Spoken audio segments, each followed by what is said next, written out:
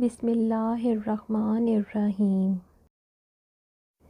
آج کی ویڈیو میں ہم آپ کو ایسا واقعہ سنانے والے ہیں جسے سن کر آپ کا ایمان تازہ ہو جائے گا۔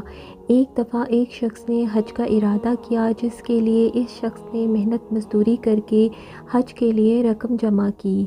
اس زمانے میں بھی لوگ قافلوں کی شکل میں روانہ ہوتے تھے۔ قافلے کے لوگوں کو جمع کرنے کے لیے ایک انتظار گاہ بنائی گئی تھی، جو اس شخص کے گھر سے کچھ ہی دور تھی۔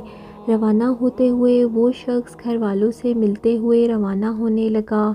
بڑھتے جذبات میں سب رونے لگے اور اسے دعاؤں کے ساتھ رخصت کیا۔ اس شخص کے گھر اور انتظار گاہ کے درمیان ایک جنگل پڑتا تھا۔ وہ شخص تیز قدم بڑھتا ہوا جا رہا تھا کہ اچانک جنگل میں موجود ایک گھر تھا۔ اس گھر میں عورتوں اور بچوں کی چونکا دینے والی آوازوں نے اسے روک دیا۔ ان آوازوں میں اتنا درد تھا کہ اس سے رہا نہ گیا۔ وہ گھر کے قریب جا کر دروازے پر جا کھڑا ہو گیا تو اس نے سنا کہ خاتون کے رونے کی آواز آ رہی تھی اور ساتھ ہی ساتھ بچوں سے کہہ رہی تھی کہ میرے پاس آج تجھے کھلانے کے لیے کچھ بھی نہیں ہے۔ جو کچھ تھا وہ کل رات ہی ختم ہو گیا۔ بچے بھوک کی شدت سے رو رہے تھے اور دوسری طرف وہ خاندان کسی غیبی مدد کا منتظر تھا۔ آخر کار اس شخص نے آسمان کی طرف نگاہ بلند کی اور اپنے ہاتھ بلند کر کے اللہ تعالیٰ سے کہنے لگا، یا اللہ، آج میں عجیب دروازے پر کھڑا ہوں۔ ایک طرف تیری عظیم عبادت ہے اور دوسری طرف یہ بے بس خاندان ہے۔ نہ میں تیری عبادت چھوڑ سکتا ہوں، نہ ہی میں ان لوگوں کو اس طرح چھوڑ سکتا ہوں۔ اے میرے پروردگار، تو ہی حکمت والا ہے، تو ہی میری رہنمائی کر کہ میں کیا کروں۔ اگلے ہی لمحے اس شخص نے گھر کا دروازہ کھٹکھٹایا۔ خاتون نے دروازہ کھولا تو وہ شخص بولا، بی بی، میں نہیں جانتا کہ تم لوگ کون ہو، بس میں ادھر سے گزر رہا تھا کہ تمہارے رونے کی آوازوں نے مجھے مجبور کر دیا۔ میں نے تمہاری ساری باتیں سن لی ہیں۔ یہ لو، میرے پاس کچھ پیسے ہیں اور کچھ کھانے کی چیزیں ہیں، ان سے اپنے اور بچوں کا کھانے کا بندوبست کر لو۔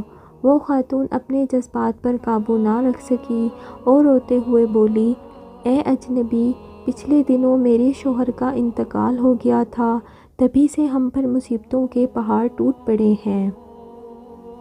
آپ کی بہت مہربانی جو آپ نے ہم پر اتنا خرچ کیا۔ اللہ پاک آپ کی دلی مراد پوری کرے۔ حد سے زیادہ اس شخص کی دلی مراد اور کیا ہو سکتی تھی، لیکن حج کے لیے جو سرمایہ چاہیے تھا وہ اس شخص نے اللہ کی راہ میں خرچ کر دیا تھا۔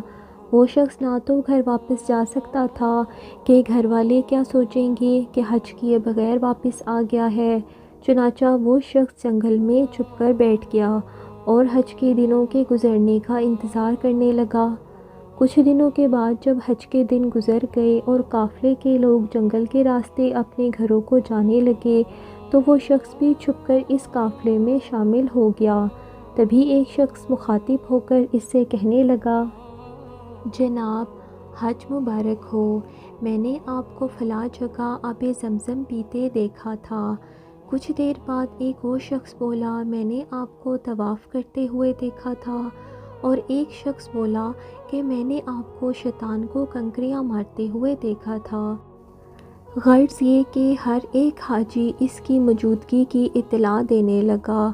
وہ شخص جب گھر پہنچا تو گھر والوں نے بھی خوب استقبال کیا، حج کی ڈھیروں مبارکباد دی، لیکن وہ شخص اندر ہی اندر پریشان تھا کہ میں تو حج پر گیا ہی نہیں تھا، تو کیوں وہاں پر موجود حاجی میرے وہاں موجود ہونے کی دلیلیں دے رہے تھے۔ ماجرا سمجھ سے باہر تھا کہ اسی سوچ میں اس شخص کو نیند آ گئی اور وہ سو گیا۔ خواب میں اسے بشارت ملی کہ اے نیک دل انسان، تم نے حج جیسی عظیم عبادت کو چھوڑ کر مخلوق خدا کی مدد کی ہے۔ اس کے بدلے اللہ تعالیٰ نے تمہاری شکل کے ایک فرشتے کو اور اللہ تعالیٰ نے بھیجا تھا، فرشتے کے حج کا سارا ثواب تجھے ہی ملے گا، اور اسی لیے ہر حاجی تمہاری موجودگی کی دلیلیں دے رہا تھا۔ ہم امید کرتے ہیں کہ آج کی ویڈیو آپ کو پسند آئی ہوگی۔ پسند آئی ہے تو لائک کریں اور چینل کو سبسکرائب بھی کر دیں۔